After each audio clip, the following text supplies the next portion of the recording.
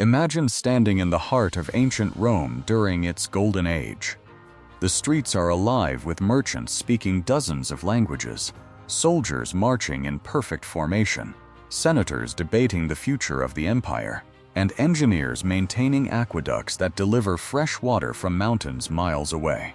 Massive temples tower over bustling marketplaces, while ships loaded with grain, wine, marble, and exotic goods arrive daily from every corner of the Mediterranean. To the people living there, Rome did not simply rule the known world, it was the center of it. At its height, the Roman Empire stretched from the misty hills of Britain to the deserts of North Africa, from the Atlantic coast of Spain to the fertile lands of the Middle East. More than 70 million people lived under Roman rule. Its roads connected continents, its laws influenced generations, and its military had earned a reputation for discipline and victory that seemed almost impossible to challenge. To many, Rome appeared unstoppable. Yet history tells a very different story. Within just a few centuries, this seemingly invincible empire collapsed. Emperors disappeared one after another. Entire provinces slipped from Roman control. Cities declined, trade weakened, and the mighty legions that had conquered much of the ancient world could no longer defend their own borders. Most people think they already know why Rome fell. The common answer is simple. Barbarian tribes invaded the empire, overwhelmed its defenses, and brought an end to Roman civilization. It is an explanation repeated in classrooms, books, movies, and documentaries. But what if that isn't the whole story? What if the barbarian invasions were only the final chapter of a much longer tragedy? What if Rome had already been slowly collapsing from within decades, even centuries, before its enemies ever reached the gates? The truth is that no civilization as vast and powerful as Rome disappears overnight. Empires do not simply fall because of one battle, one invasion, or one terrible ruler. They decline through a chain of decisions, crises, and weaknesses that accumulate over generations until the system can no longer support itself. In this video, we'll uncover the real reason Rome collapsed. We'll explore the political chaos that tore the empire apart, the economic problems that drained its wealth, the military changes that weakened its defenses, and the growing internal divisions that proved far more dangerous than any enemy beyond its borders. Because the greatest threat to Rome was never just outside its walls, it was already growing from within. To understand why Rome collapsed, we first need to understand just how extraordinary the Roman Empire truly was. Around the year 117 AD, during the reign of Emperor Trajan, Rome reached the greatest extent of its territorial expansion, stretching from the rugged frontiers of Britain in the northwest to the deserts of Mesopotamia in the east, and from the forests along the Rhine and Danube rivers to the fertile shores of North Africa. It controlled an empire unlike anything the ancient world had ever seen, covering nearly 5 million square kilometers and home to an estimated 70 million people. The Roman Empire governed almost a quarter of the world's population. No other state of its time possessed such immense wealth, military strength, or administrative sophistication. Yet Rome's greatest achievement was not simply conquering land. It was keeping that enormous empire functioning. The Romans built more than 250,000 miles of roads, including over 50,000 miles of carefully paved highways. These roads allowed soldiers, merchants, government officials, and messengers to travel with remarkable speed across vast distances. The famous phrase, "All roads lead to Rome," reflected more than a saying. It described one of history's most impressive transportation networks. Roman engineers transformed the landscape wherever the empire expanded. Massive aqueducts carried clean water into crowded cities, supplying public baths, fountains, and private homes. Stone bridges crossed rivers that had once divided regions. Harbors connected distant provinces through busy maritime trade routes, allowing goods to move efficiently across the Mediterranean Sea. As trade flourished, Rome became the commercial heart of the ancient world. Grain arrived from Egypt to feed the capital's growing population. Olive oil flowed from Hispania, Fine pottery came from Gaul, while spices, silk, and precious gemstones traveled from lands far beyond the empire's eastern frontier. Every province contributed resources, taxes, and skilled workers that strengthened the imperial economy. The Roman military stood at the center of this remarkable system. The legions were not merely large armies, they were among the most disciplined fighting forces ever assembled. Years of rigorous training, standardized equipment, strict organization, and exceptional engineering allowed Roman soldiers to overcome enemies who often outnumbered them. Wherever the legions marched, they built roads, bridges, forts, and fortified camps with astonishing efficiency. Rome's borders were protected by hundreds of military installations, stretching thousands of miles. Defensive systems such as Hadrian's Wall in Britain and fortified positions along the Rhine and Danube rivers helped secure the empire against outside threats while demonstrating Roman authority. Strong leadership also contributed to this era of prosperity. The period known as the Pax Romana, or Roman peace, lasted for nearly 2 centuries. Although conflicts still occurred along the frontiers, much of the empire experienced an unprecedented level of internal stability. Cities expanded, literacy improved, monumental architecture flourished, and commerce reached levels rarely seen before in European history.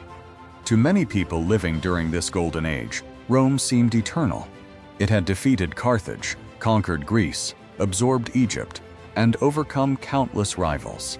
Generation after generation had watched the empire grow stronger, richer, and more influential. Few could imagine that such a powerful civilization might one day disappear. But beneath this image of perfect stability, hidden problems were already beginning to emerge. An empire of this size required enormous resources to govern. Every new province demanded administrators, tax collectors, judges, engineers, and soldiers. Thousands of miles of roads, bridges, forts, and aqueducts required constant maintenance. The military needed to defend borders that stretched across deserts, mountains, forests, and rivers, making every expansion increasingly expensive. As the empire grew larger, it also became more difficult to manage. Messages that took weeks to reach distant provinces delayed critical decisions. Local governors gained greater influence as communication with Rome slowed. Corruption became easier to hide in regions far from the capital, while ambitious generals commanding distant armies accumulated enormous personal power.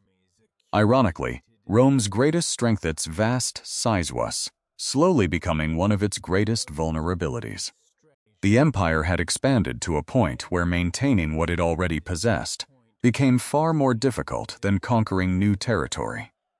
Success had created expectations of endless growth, but history rarely allows empires to expand forever. The Roman world still appeared magnificent on the surface. Its cities remained prosperous, its monuments inspired awe, and its legions continued to project confidence. Yet the foundations supporting this extraordinary civilization were beginning to bear an immense and growing weight. The warning signs were subtle, and few recognized them at the time. But the seeds of Rome's collapse had already been planted during the height of its greatest success. For centuries, Rome's greatest strength was not simply its military or its wealth, it was its stability. The empire functioned because its institutions worked. Laws were enforced, taxes were collected, governors answered to the emperor, and the army followed a clear chain of command.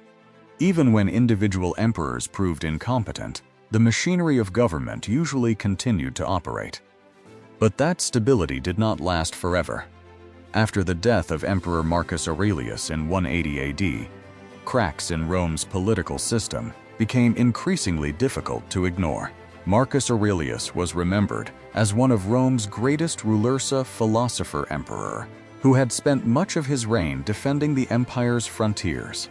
Instead of selecting the most capable successor, however, he left the throne to his son, Commodus. It was a decision many historians believe marked the beginning of Rome's long political decline. Commodus showed little interest in governing effectively. He became known for extravagant spending, unpredictable decisions, and an obsession with personal glory. Ancient writers even described him fighting as a gladiator in the arena, a shocking spectacle for a Roman emperor. While some accounts may exaggerate these events, there is little doubt that his reign weakened confidence in the imperial office. When Commodus was assassinated in 192 AD, Rome entered a dangerous period of uncertainty. For the first time in generations, powerful men realized that the imperial throne could be won not only through inheritance or political support, but through military force. The emperor was no longer guaranteed to rule because of legitimacy. He ruled only as long as the army allowed it. This dangerous precedent exploded during the crisis of the 3rd century, one of the most turbulent periods in Roman history. Between 235 and 284 AD, the empire experienced almost constant political instability. More than 20 emperors claimed the throne during these 50 years, and most met violent ends. Some were assassinated by their own bodyguards. Others were overthrown by rival generals. A few ruled for only a matter of months before being replaced. The imperial throne became less a position of leadership and more a prize in an endless struggle for power. Entire armies declared their commanders emperor. Rival claimants marched against one another, forcing Roman soldiers to fight fellow Romans instead of defending the empire's borders.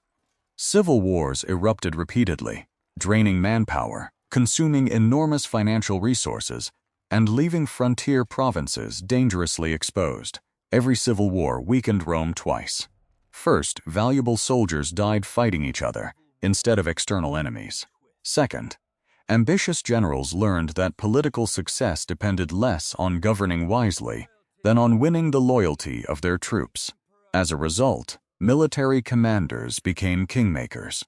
If an emperor lost the support of the army, his reign often ended with a conspiracy or assassination. This created a cycle of fear in which emperors constantly worried about plots from their own officers, while attempting to suppress potential rivals before they became too powerful. Instead of planning for the empire's future, many rulers focused simply on surviving another year. Political instability also encouraged corruption throughout the imperial administration. Provincial governors often enriched themselves through excessive taxation, knowing they might not remain in office for long. Officials sought personal wealth rather than long-term reforms. Public offices increasingly became opportunities for profit instead of public service. Ordinary citizens paid the price.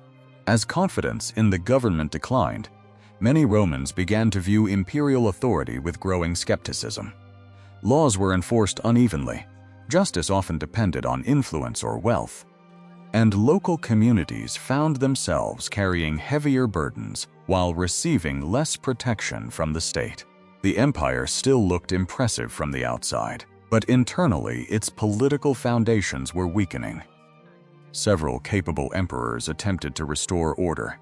Leaders such as Aurelian managed to reunify the empire after periods of fragmentation, defeating rival breakaway states and securing Rome's borders.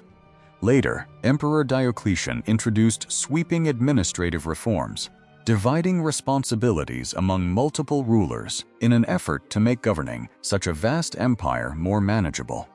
These reforms temporarily stabilized the situation, but they could not eliminate the deeper problem. Rome had become trapped in a system where power increasingly flowed through the military rather than through stable institutions. Every succession crisis risked another civil war. Every ambitious general represented a potential usurper. Every assassination further undermined confidence in the office of emperor itself. The government that had once provided unity for millions of people across 3 continents had become one of the empire's greatest sources of instability. And while emperors and generals fought for control of the throne, another crisis was quietly unfolding. Rome's economy, the financial engine that paid its armies, maintained its roads, and held the empire together, was beginning to break under the weight of constant warfare, corruption, and political chaos. The consequences of that economic decline would prove just as dangerous as any enemy gathering beyond Rome's frontiers. While political instability was tearing Rome apart from the top, another crisis was spreading through every level of society. Empires do not survive on military victories alone. They depend on stable economies that can fund armies, build infrastructure, support trade, and provide opportunities for their people. For centuries, Rome had enjoyed exactly that. Taxes flowed steadily from prosperous provinces. Merchants traded across the Mediterranean with remarkable efficiency, and agricultural production fed millions of people throughout the empire. But by the 3rd century, that economic engine was beginning to fail. One of the greatest financial burdens facing Rome was the enormous cost of maintaining its empire. Hundreds of thousands of soldiers had to be paid, equipped, and supplied. Fortifications along thousands of miles of frontier required constant repairs. Roads, bridges, aqueducts, ports, and public buildings all demanded regular maintenance. As long as the empire continued expanding, newly conquered territories helped offset these expenses through taxes, resources, and tribute. Eventually, however, Rome stopped growing. Once expansion slowed, so did the flow of new wealth. The empire still carried the same enormous costs, but without fresh territories to finance them, the government faced increasingly difficult choices. Instead of reducing spending, many emperors attempted a far easier solution. They began reducing the amount of precious silver contained in Roman coins. At first, the change seemed almost invisible. Coins looked nearly identical to older ones, but each contained slightly less silver than before. Over time, the government continued this practice again and again, producing larger quantities of currency from the same amount of precious metal. In the short term, this allowed emperors to pay soldiers and government officials without raising taxes immediately.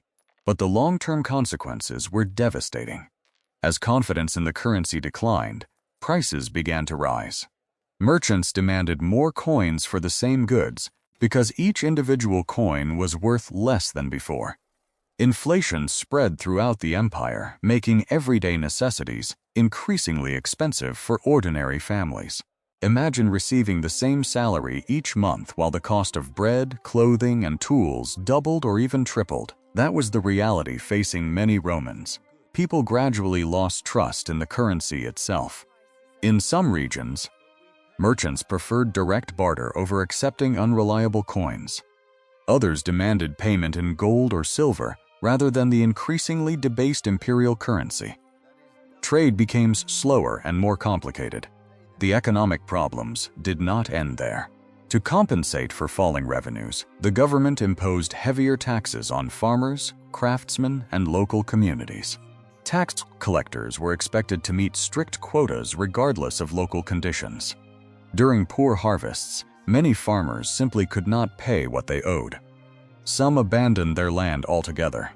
Others sold their property to wealthy landowners who could better absorb the growing tax burden. Over time, small independent farms became increasingly rare. Large estates owned by the wealthy expanded, while many former farmers became tenant laborers tied to the land they once owned. This growing inequality weakened the empire from within. The richest citizens often found ways to avoid taxation through political influence and personal connections. Meanwhile, the burden fell more heavily on ordinary workers and rural communities. Creating resentment toward the imperial government, cities also began to suffer. As trade declined and tax revenues shrank, many urban centers struggled to maintain public buildings, baths, roads, and marketplaces that had once symbolized Roman prosperity. Some cities experienced population decline as economic opportunities disappeared. Local governments, once proud of funding public festivals and construction projects, increasingly lacked the resources to provide even basic services. Commerce across the Mediterranean, long protected by Roman stability, also became less reliable. Piracy increased in some regions. Civil wars disrupted transportation routes. Insecure frontiers discouraged merchants from investing in long-distance trade. Every interruption reduced tax income even further, creating a vicious cycle that became increasingly difficult to escape. The government responded with even more regulations. Emperor Diocletian famously attempted to control inflation by issuing the Edict on Maximum Prices in 301 AD. The law established maximum prices for hundreds of goods and services across the empire, hoping to stop runaway inflation through government authority. In practice, it failed. Merchants often refused to sell products at the legally required prices if doing so meant losing money. Black markets emerged, shortages became more common, and enforcing the law proved nearly impossible across such a vast empire. Economic confidence continued to erode. Without reliable finances, Rome struggled to pay its soldiers on time. Maintaining roads, forts, and defensive walls became increasingly difficult. Public works that had once demonstrated Roman greatness were neglected as resources grew scarce. Money alone did not cause Rome's collapse. But financial weakness made every other problem far more dangerous. A government struggling to fund its army could not defend distant frontiers effectively. A population burdened by heavy taxes became less loyal to the state. An economy plagued by inflation and declining trade left the empire with fewer resources to respond when new crises emerged. The Roman Empire still possessed experienced generals, impressive cities, and formidable fortifications. Yet beneath that powerful image, its financial foundation was steadily crumbling. And as Rome's treasury grew weaker, so too did the institution that had protected the empire for centuries, the Roman army itself. For centuries, the Roman army had been the foundation of the empire's success. It conquered distant kingdoms, defended thousands of miles of frontier, built roads and bridges, suppressed rebellions, and projected Roman power across Europe, North Africa, and the Middle East. Wherever a Roman legion appeared, discipline, organization, and engineering usually proved more powerful than sheer numbers. The legions were more than soldiers. They were professional builders, engineers, doctors, surveyors, and logisticians. Every marching camp was carefully planned, every formation practiced relentlessly, and every soldier trained to fight as part of a highly coordinated unit rather than as an individual warrior. This level of discipline allowed Rome to defeat enemies who were often larger, faster, or more familiar with the local terrain. But by the 3rd and 4th centuries, the army that had built the empire was beginning to change. One major reason was recruitment. In the early empire, many legionaries were Roman citizens who viewed military service as both a duty and a path to honor, steady pay, and social advancement. Serving in the legions also strengthened their identity as Romans. They fought not only for their commanders, but for the empire itself. As Rome's population changed and economic conditions worsened, however, recruiting enough citizens became increasingly difficult. Years of civil war had reduced the pool of experienced soldiers. Economic hardship made long military service less attractive, while many landowners resisted losing workers to the army. At the same time, the empire's borders demanded more troops than ever before. The government faced a growing dilemma. The empire needed more soldiers, but fewer Romans were willing or able to serve. To solve this problem, emperors increasingly recruited men from beyond the empire's traditional borders. Many of these recruits came from Germanic tribes living along the Rhine and Danube frontiers. They were often skilled warriors with years of combat experience. Some joined voluntarily in exchange for pay, land, or the promise of Roman citizenship. Others entered Roman service after treaties were negotiated with their tribal leaders. These foreign recruits were not necessarily poor soldiers. In fact, many fought bravely and loyally for Rome. Some even rose to become respected generals and high-ranking officers. The Roman army had long included auxiliary troops from conquered provinces, and diversity itself was not new. What had changed was the scale.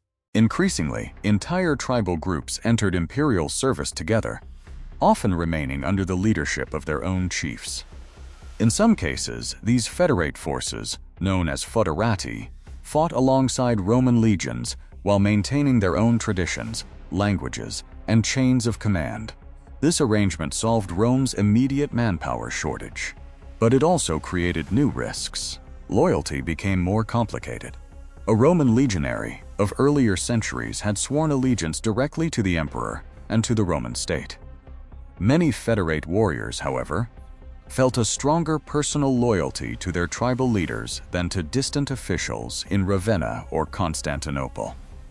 If relations with the government deteriorated, those same warriors could become dangerous opponents. The empire also faced another growing problem. Its borders stretched for thousands of miles across rivers, mountains, forests, and deserts. Defending such an enormous frontier required enormous resources. Garrisons had to be supplied year-round. Roads and fortifications demanded constant maintenance. Watchtowers, forts, and defensive walls could only function if enough soldiers were available to occupy them. Yet Rome's financial difficulties made sustaining these defenses increasingly difficult.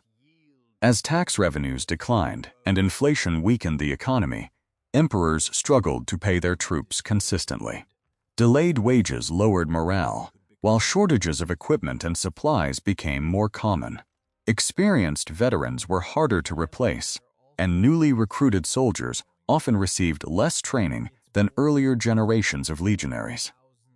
Meanwhile, Rome's enemies were changing as well. The Germanic tribes beyond the frontier were no longer isolated bands of warriors launching occasional raids. Over time, many tribes grew larger, more organized, and more capable of coordinating military campaigns. Some had spent years serving alongside Roman soldiers, learning Roman tactics, engineering techniques, and command structures. Ironically, Rome's own military success had helped educate many of its future rivals. Even more dangerous was the arrival of a powerful new force from the east. During the late 4th century, the Huns swept across the Eurasian steppes with extraordinary speed, driving numerous Germanic tribes westward. Entire populations, including warriors, families, and tribal leaders, were suddenly seeking refuge inside Roman territory. The empire faced a crisis unlike anything it had experienced before. These were no longer small groups of raiders looking for loot. They were massive migrations of desperate people fleeing an even greater threat. Rome attempted to settle many of them within its borders, hoping they would become productive farmers and reliable soldiers. In theory, the policy made sense. The empire needed manpower, and the refugees needed land. In practice, corruption and poor administration turned opportunity into disaster. Local Roman officials often exploited the newcomers, withholding food, demanding bribes, and treating them with cruelty. Tensions rose quickly. Distrust replaced cooperation, and before long, violence erupted. The army that had once represented Rome's greatest strength now found itself overstretched, underfunded, and increasingly dependent on forces whose loyalty could no longer be taken for granted. It was not one catastrophic defeat that transformed the Roman military. It was decades of gradual change, economic strain, political instability, recruitment challenges, and administrative failures that slowly weakened the institution which had protected the empire for centuries. Soon, those pressures would culminate in a series of invasions that many people still believe brought down Rome. But the truth is far more complicated. By the time the barbarian armies crossed the empire's borders, Rome was already far weaker than it appeared. By the late 4th century, the Roman Empire was no longer the unstoppable superpower it had once been. Political instability had weakened the government. Economic decline had drained the imperial treasury. The army was struggling to defend thousands of miles of frontier while relying increasingly on foreign recruits. Rome still possessed magnificent cities and impressive fortifications. But beneath the surface, the empire had become far more fragile than it appeared. It was at this critical moment that events beyond Rome's borders dramatically accelerated its decline. The catalyst was a mysterious people from the distant Eurasian steppes, the Huns. Little was known about them when they first appeared in Europe during the late 4th century. They were highly skilled horse archers, capable of moving across vast distances with incredible speed.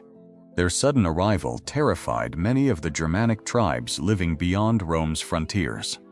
Villages were abandoned, tribal alliances collapsed, and entire populations fled westward in search of safety. One of those displaced peoples was the Goths. In 376 AD, thousands of Gothic families gathered along the banks of the Danube River, asking the Roman government for permission to cross into imperial territory. They were not arriving as conquerors. They were refugees. For Rome, this presented both a challenge and an opportunity. If properly settled, the Goths could provide new farmers, taxpayers, and soldiers for an empire that desperately needed all three. Emperor Valens agreed to admit them, believing they could strengthen Rome rather than threaten it. But almost immediately, everything began to go wrong. The Roman officials responsible for managing the migration proved corrupt and incompetent. Food supplies meant for the Goths were stolen or sold for enormous profits. Desperate families were reportedly forced to trade their possessions, and according to several ancient sources, even their children for enough food to survive. Whether every detail recorded by ancient historians is completely accurate remains debated, but there is broad agreement on one point. The newcomers were treated with exploitation instead of fairness. Starving, humiliated, and increasingly desperate, the Goths eventually rebelled. The result was one of the greatest military disasters in Roman history. In 378 AD, the armies of Emperor Valens confronted the Gothic forces near the city of Adrianople. Confident of victory, Valens attacked before reinforcements could arrive. It proved to be a catastrophic mistake. The Roman army was surrounded and overwhelmed. Thousands of experienced soldiers were killed, and Emperor Valens himself died on the battlefield. His body was never conclusively identified. The Battle of Adrianople shocked the Roman world. For generations, Roman legions had been viewed as nearly invincible. Now, one of the empire's largest field armies had been annihilated. Many historians regard Adrianople as a turning point because it exposed how vulnerable Rome had become. The empire could still raise new armies, but replacing experienced officers and veteran soldiers was far more difficult than replacing weapons or armor. The psychological impact was equally devastating. For the first time in centuries, many Romans realized that the empire could no longer guarantee its own security. Although Rome survived Adrianople, the balance of power had changed. The Goths remained inside imperial territory, negotiating from a position of strength rather than submission. Over the following decades, tensions continued as successive Roman governments struggled to manage both internal politics and growing external pressures. Then came another unforgettable moment. In 410 AD, the Visigothic king Alaric led his warriors into the city of Rome. For nearly 800 years, no foreign enemy had successfully captured the Eternal City. Although Rome was no longer the empire's primary political capital, its symbolic importance remained immense. News of the sack spread rapidly across the ancient world, leaving many people stunned. Yet the reality was more complex than popular imagination often suggests.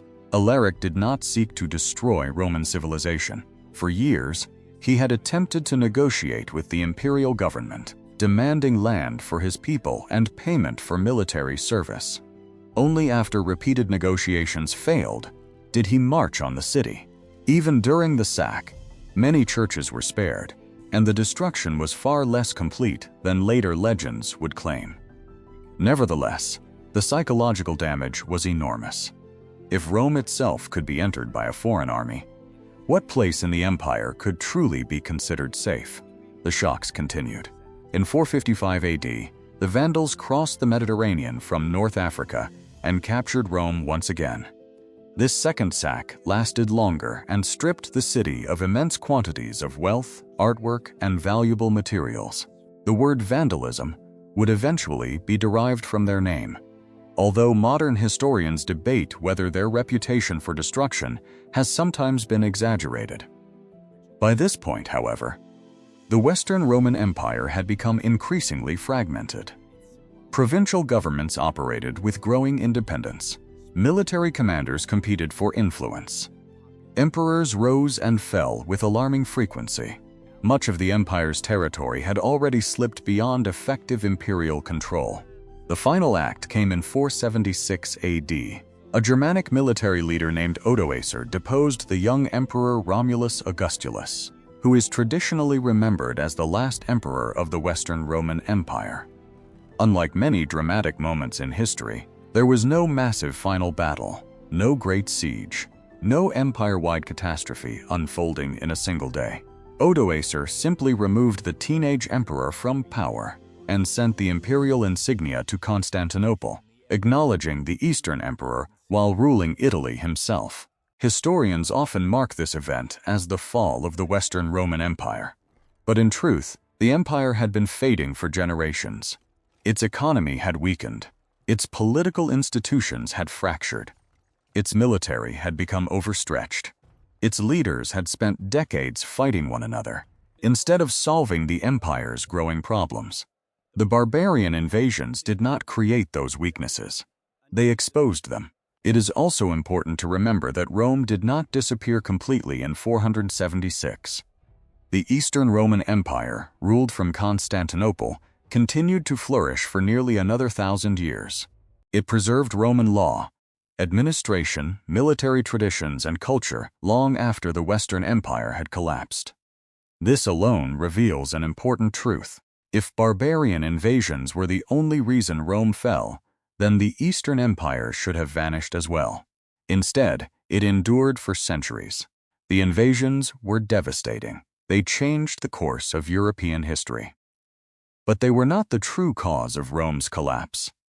They were the final blow delivered to an empire that had already been weakened by centuries of political conflict, economic decline, and internal instability. And that brings us to the most important question of all. If no single battle, invasion, or emperor destroyed Rome, then what was the real reason the greatest empire of the ancient world finally collapsed? So, after everything we've explored, what was the real reason Rome collapsed? The answer may seem disappointing to anyone hoping for a single dramatic explanation. There wasn't one. No single battle destroyed the Roman Empire. No single emperor doomed it. No single barbarian invasion brought an end to nearly 1,000 years of Roman civilization. Instead, Rome collapsed because multiple crises reinforced one another over centuries, creating a chain reaction that eventually became impossible to stop. Political instability weakened the government's ability to make long-term decisions. Emperors rose and fell with alarming speed. Civil wars consumed valuable resources, and ambitious generals increasingly fought one another instead of defending the empire's frontiers. At the same time, the economy steadily deteriorated. Inflation reduced the value of Roman currency. Heavy taxations placed enormous pressure on ordinary citizens. Trade became less reliable. Agricultural production declined in many regions, and the government struggled to collect enough revenue to maintain the army, repair infrastructure, and administer such a vast territory. Those financial problems directly affected the military. Without sufficient resources, Rome found it harder to recruit, train, and equip professional soldiers. The empire increasingly depended on federate troops and foreign recruits to fill the ranks. Many served with distinction, but the growing reliance on outside forces reflected a deeper reality. Rome could no longer sustain the military system that had once made it nearly unstoppable. Meanwhile, pressure along the frontiers continued to grow. The arrival of the Huns displaced entire populations, pushing Germanic tribes toward Roman territory. These migrations created enormous humanitarian and military challenges that the weakened empire was no longer prepared to manage effectively. None of these problems existed in isolation. Each one made the others worse. Political chaos discouraged economic growth. Economic decline weakened the army. A weaker army encouraged more invasions. Invasions demanded higher military spending, which placed even greater strain on an already fragile economy. It became a vicious cycle from which Rome never fully recovered. Perhaps the greatest challenge of all was the sheer size of the empire itself. At its height, Rome governed millions of people. speaking different languages, practicing different customs, and living thousands of miles apart. Communicating across such distances could take weeks or even months. Responding quickly to rebellions, invasions, or financial crises became increasingly difficult. What had once been Rome's greatest achievement, its enormous territorial reach, gradually became one of its greatest burdens. Success had created responsibilities that eventually exceeded the empire's ability to manage them. Yet history also reminds us that decline is rarely obvious to those living through it. Most Romans did not wake up one morning believing their civilization was about to disappear. Merchants still opened their shops. Farmers still harvested their fields. Children still played in crowded streets. Senators still debated in government buildings. Life continued, even as the institutions supporting that life slowly weakened beneath the surface. That is perhaps one of the most fascinating lessons from Rome's story. Great civilizations rarely collapse overnight. They erode gradually. Small failures accumulate. Temporary crises become permanent. Institutions lose public trust. Problems that once seemed manageable are postponed instead of solved, until eventually the entire system reaches a breaking point. By the time Odoacer removed Romulus Augustulus from the imperial throne in 476 AD, the Western Roman Empire had already been transformed beyond recognition. The deposition of the last emperor was not the beginning of Rome's collapse. It was the final symbol of a process that had been unfolding for generations. The barbarian invasions were dramatic. The fall of Rome was unforgettable. But the true reason the empire collapsed was far less dramatic and far more important. Rome was not destroyed by one enemy standing outside its walls. It was weakened, year after year, by political division, economic decline, military transformation, and the inability of its leaders to solve growing internal problems before they became irreversible. And perhaps that is why the fall of Rome continues to fascinate historians today. Because it reminds us that even the greatest empire in the world can appear strong on the surface, while its foundations are quietly beginning to crack. The fall of Rome is often remembered as one of history's greatest tragedies. Yet perhaps the most remarkable lesson is not that the Roman Empire collapsed, it is that such an extraordinary civilization endured for so long in the first place. For centuries, Rome shaped the ancient world through its laws, engineering, military organization, architecture, and culture. Even after the Western Roman Empire disappeared in 476 AD, its influence never truly vanished. Roman law continued to inspire legal systems across Europe. Roman roads, cities, and monuments survived for generations. Latin evolved into several modern languages, and many of Rome's political and architectural ideas still shape our world today. In many ways, Rome outlived the empire itself. Its greatest legacy was not the territory it conquered, but the civilization it created. The story of Rome also reminds us that history is rarely defined by a single moment. The empire did not collapse because of one invasion, one emperor, or one disastrous battle. It fell because decades of political instability, economic decline, military challenges, and internal division gradually weakened the foundations that had once made it so powerful. That may be the most important lesson of all.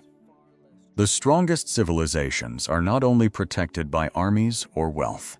They are sustained by stable institutions, responsible leadership, economic resilience, and the ability to adapt when circumstances change.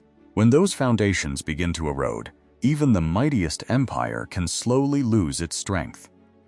Thank you for joining us on this journey through one of history's greatest mysteries. If you enjoyed this exploration of ancient Rome, don't forget to like the video, subscribe to the channel, and turn on notifications so you never miss our next documentary. History is more than a collection of dates and battles. It is a record of human choices, successes, and failures. And by understanding the past, we gain a clearer perspective on the world we live in today.